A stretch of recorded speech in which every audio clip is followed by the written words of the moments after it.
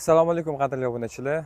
Bilasizlar, Zahirda Flowers bitomligini YouTube blogida qachonki uzundan uzun video bo'lsa, juda ham foydali va sizlarga kerakli bo'lgan ma'lumotlar hamda maxsus narxdagi o'simliklarni xarid qilish imkoniyati mavjud bo'lgan bo'ladi. Shu sababli agar siz hali bizani to'liq kuzatmayotgan bo'lsangiz, endi kuzatishni boshlayotgan bo'lsangiz, videomiz endi oldindan chiqib qolgan bo'lsa yoki podpiska tugmasini bosmagan bo'lsangiz, hozirda podpiska tugmasini bosib, bizani kuzatishni boshlang.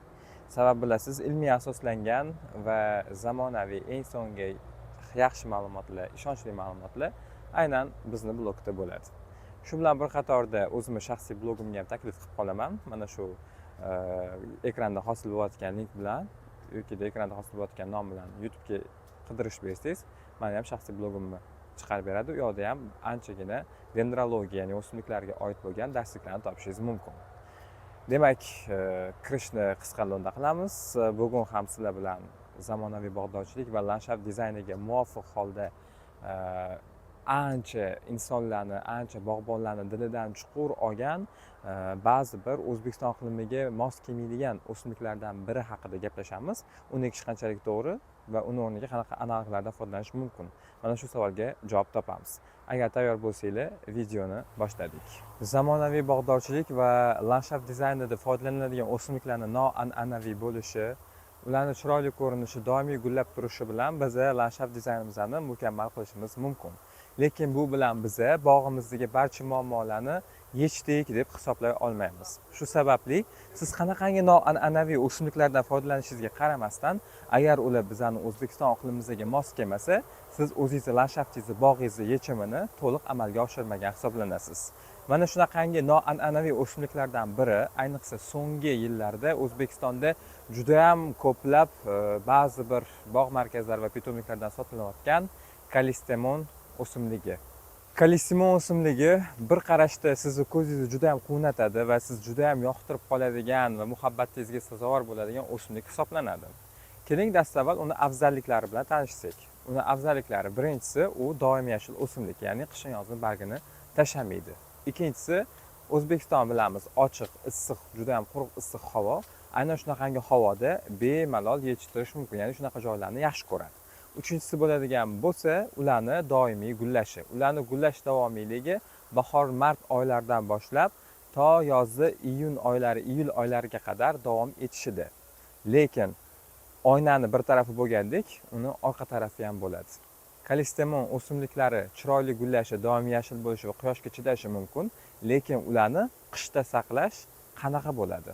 Kalistemon o'simligi aslida Avstraliya mamlakatining o'simligi hisoblanadi. Shu sababli ular tropik iqlimi juda ham xushlidir. Ya'ni tropik iqlim deganda biza doimiy yomg'ir bilan to'yinib turadigan va yozi juda ham issiq, eng muhimi qishi bo'lmaydigan o'lkalarni tushunishimiz mumkin. Xo'sh, O'zbekistonda qish bo'lmaydimi?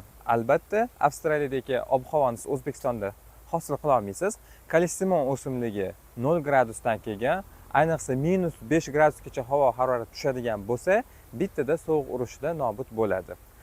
Albatta, bu bilan biz kalistemon o'simligini yetishtirmaydik, yetishtirib bo'lmaydi, yomon deb aytmoqchi emasman. Faqatgina ularni siz yopiq hududlarda, ya'ni issiqxonalarda yoki qishki bog'laringizda yetishtirishingiz mumkin. Ya'ni ular o'ziga alohida e'tiborni talab qiladi. Agar siz bog'dorchilikni endi boshlayotgan bo'lsangiz va noprofessional bog'bon bo'ladigan bo'lsangiz, siz ushbu o'simlikni bemalol yetishtira olmaysiz. Sababi ular agar salgina yelvizak bo'ladigan bo'lsa, barglari ta'sirlanib, barglarini tashlaydi, gullarini yo'qotadi. Qishda minus havoga o'tadigan bo'lsa, yana sovuq urish ehtimoli yuqorilashadi. Shu bilan bir qatorda siz faqatgina o'simlikni kasallikdan va turli xil noqulay ob-havo sharoitlarida bo'lgan stressdan davolash bilan kuningizni o'tkazasiz. Bu bo'lsa, albatta sizni byudjetingizga ham katta zarar yetkazadi. Byudjetni ikkinchi o'ringa qo'yadigan bo'lsak, birinchi o'rinda ekologik muammolarni bartaraf qilishdan ko'ra siz ularni yana bittasini yaratishga, ya'ni bittasiga hissa qo'shgan bo'lasiz. Shu sababli kalistemon o'simligini ekmaslikni sizni ixtiyoringizga topshiraman.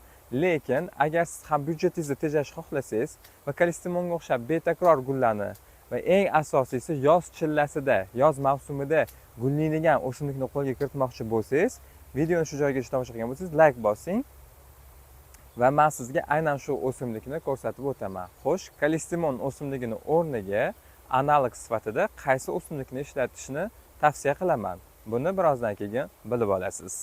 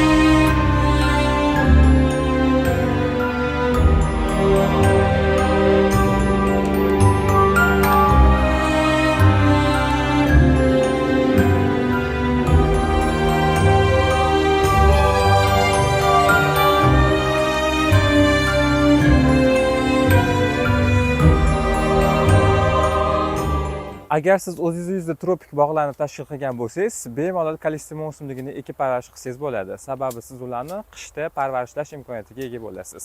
Vaholanki, bizni O'zbekistonda odamlar ko'proq ochiq joyda o'simlikni yetishtirishni xohlaydi. Shu sababli kalsiyumni o'rniga analog sifatida men yapon speriyalarini ishlatishni tavsiya qilaman. Xo'sh, bu ikkalasi bir-biriga yaqin bo'lmagan noodatiy o'simlikdek tuyulishi mumkin. Lekin nimasi bilan kalsiyumga yaqin? Kalsiyum o'simliklari ham va yapon speriyalari ham bitta narsani yaxshi ko'radi, ya'ni to'g'ridan to'g'ri tushadigan quyosh nurlarini va ochiq havoni. Mana shundan kelib chiqib solishtiradigan bo'lsak, yapon speriyalari kalsiyumga nisbatan yashovchanlik, barqarorligi va bizning ochiq havoyimizda ham yozimizni issig'iga, ham qishimizni sovug'iga chidashi bilan ajralib turadi. Qolaversa, kalsiyum o'simligiga nisbatan yapon speriyalarining o'simliklarining narxlari birmuncha arzon. Misol uchun o'rtacha hozirgi kunda kalsiyum o'simliklarini siz $90 dan xarid qilish imkoniyatiga ega bo'lsangiz, yapon speriyalarini aynan kalsiyumga nisbatan oladigan bo'lsak, $15-20 atroflarida summalarda xarid qilish imkoniyatiga egasiz. U xoh mahalliy bo'lsin, xoh boshqa mamlakatlardan keltirilgan bo'lsin.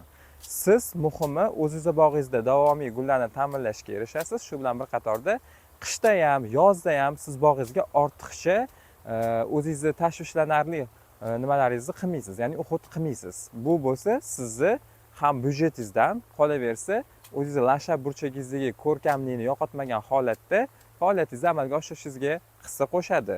Shu bilan bir qatorda yapon speriyalari o'zini turli xil rangdagi ko'rinishlari va allaqachon o'zbekistonlik bo'lib ketganligi bilan ajralib turadi. Misol uchun yapon speriyalari -25 darajagacha chidash ehtimoli ham yuqori. Kalsiyumli bo'ladigan bo'lsa, minus ob-havoga o'tganda bittada sovuq ta'sir qilib nobud bo'ladi. Shu sababli bugun sizlar bilan men yapon speriyalarini ko'rsatib tanishtirib o'taman. Aynan Zahiriddin Flowers pitomligida qanaqangi yapon speriyalari nech puldan sotilyapti va ularni qaysi birini tanlab ekishni tavsiya qilaman. Mana shu ma'lumotlarni ega bo'lishni xohlasangiz, kommentariyada hoziroq yapon speriyasi xohlayman degan so'zni yozib qoldirishingizni tavsiya qilaman. Demak, sizlar bizdan yapon speriyalarini 3 xil navini xarid qilib olsanglar bo'ladi. Birinchi maqtaydiganim bu Gold Moon degan navi. Mana ko'rib turibsizlar. Bitta Gold Moon'ni olamiz. Bu Spiriya Gold Moon. Spiriya Gold Moon o'zini kompakt holatda bo'lishi va mana shunaqangi dumaloq holatda juda ham ko'p vijillab gullashi bilan ajralib turadi va bularni bargi tillari sifat rangda bo'ladi, ya'ni och yashil, sariq sifat rangda bo'ladi va gullari och pushti tusga ega bo'ladi. Va mana shu chiroyli spiriyani siz aytganimdek to'g'ridan to'g'ri quyoshli joyga bemalol ekishingiz mumkin. Bekor men Gold Moon'dan boshlamadim, sababi Gold Moon agar siz bog'ingizga ko'plab gullarni to'ldirib ekib tashlagan bo'lsangiz, bularni yana qo'shimcha sifatida ekish imkoniyatiga ega bo'lganligingizni bildirish maqsadida aytib o'tyapman, chunki bular kompakt shaklda va bizni mana shu bo'y bilan sekin o'sib boradigan qilib qolgan navlarni ham tanishtiraman. Xo'p, Gold Moon aytgandek kompakt holatda shar shaklini tashkil qiladi. Barglari tilla rang va gullari mana shunaqangi och pushti tusda bo'ladi. Narxi bo'ladigan bo'lsa $12 dan. Va bo'y bastiga qarab tahlil qilganimizda ikkinchi o'rinni bizada mana shunaqangi Gold Flame navi egallaydi. Rosa o't o'sib ketibdi orasidan onasini. Oh, как раз sug'orilgan. Men olib tashlaman. Ikkinchi o'rinda Gold Flame. Gold Moondan Gold Flame farqi, buni biroz gullari to'qroq rangda bo'ladi. Ya'ni to'q pushti tusda bo'ladi va bo'yi ham balandroq bo'ladi va tanasining rangi ham to'q rangga ega bo'ladi. Lekin umuman olganda barglari bir-biriga yaqin bo'lib ketadi, o'xshab ketadi. Lekin mana bu Gold Flame'imizda ozgina tilla rang, ya'ni to'q tilla rang tusda bo'ladi. Och tilla rang emas, ya'ni korичневый deymiz, jigarrang tusga yaqinroq bo'lib chiqadi eng boshida. Keyin bo'lsa sekin yashillashib ketadi bargi va gullari to'q pushti holatda va ko'proq bo'ladi. Gold Flame Gold Moonga nisbatan vohliroq gullaydi. Shunisi bilan ajralib turadi. Va bu go'zallikni ham siz Zahirda Flowers'dan $12 xarid qilish imkoniyatiga egasiz. Mana bu go'zallik. Va eng oxirgi tanishtiradigan spireya ham bu haqiqiy yapon spireyasini onalik varianti, ya'ni buni navi yo'q, yapon spireyasi deyiladi xolos. Va bularning bo'yi mana shunaqangi baland bo'ladi. 1,5, hattoki O'zbekiston iqlimida 2 metrgacha yetishi mumkin. Mana shu ko'rib turgan go'zalligingizni mana to'lib yotibdi, juda ham ko'p. Xohlaganingizni kelib tanlab olsangiz bo'ladi. Bularni siz bizdan Zahirda Flowers pitomligidan $19 dan xarid qilib olsangiz bo'ladi. Ko'ryapsiz, 20 demayapman, hatto $1 yana ham tushirib qo'yyapman. Bunaqa narxdan O'zbekiston bozorida bunaqa sifatli ko'chatlarni topish qiyin. Diqqat bilan eshiting. Ya'ni topa olmaysiz emas, topish qiyin.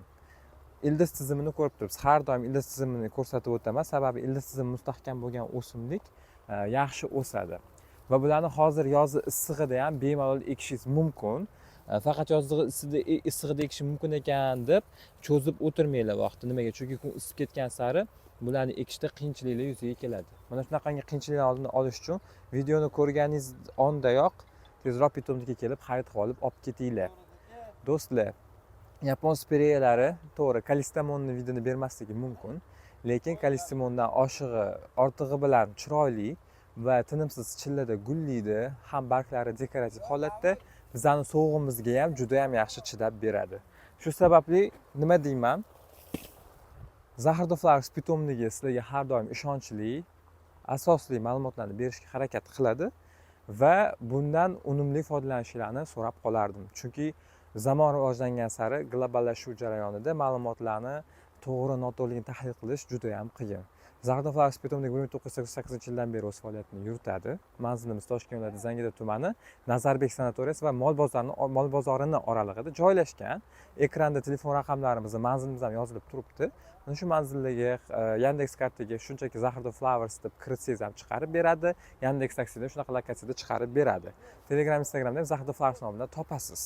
Zahirda Flowersga kelinglar, o'zingizga yoqqan o'simliklarni ko'ringlar, tanlaylar va aksiyaga qo'yilayotgan va maxsus narxlarda taqdim qilinayotgan o'simliklarni siz pitomlikdan bemalol xarid qila olinglar. Bu bilan albatta yurtimiz obod bo'ladi, siz o'zingizni pulingizni, byudjetingizni tejaysiz. Shu bilan bir qatorda pitomlikka tashrif buyurganingizda yana ham ko'plab boshqa o'simliklarni ko'rasiz, yoqqanlarini tanlab olib ketaverasiz. Sizlarga bermoqchi bo'lgan ma'lumotlarim shu yerda o'z nihoyasiga yetadi. Kommentariyada o'zingizlarning fikrlaringizni yozib qoldiringlar va ushbu yapon spireyalarimizdan siz bunaqa narxda 1-avgustga qadar xarid qilish imkoniyatiga egasiz. Ya'ni 1-avgustga qadar narxlarini o'zgartirmaymiz. Lekin agar siz bularni doimiy gullashini ko'rishni xohlaydigan bo'lsangiz, hozir aynan iyun oyida chiroyli bo'lib gullaydi. Shuning uchun tezroq kelib olib ketinglar. Sizlar bilan Ismoilbek Ruslanbekov bo'ldi. Zahirda Flowers har faslda bahor gullari bilan bog'ingizni bezaydi. Keyingi videolarda ko'rishguncha xayr.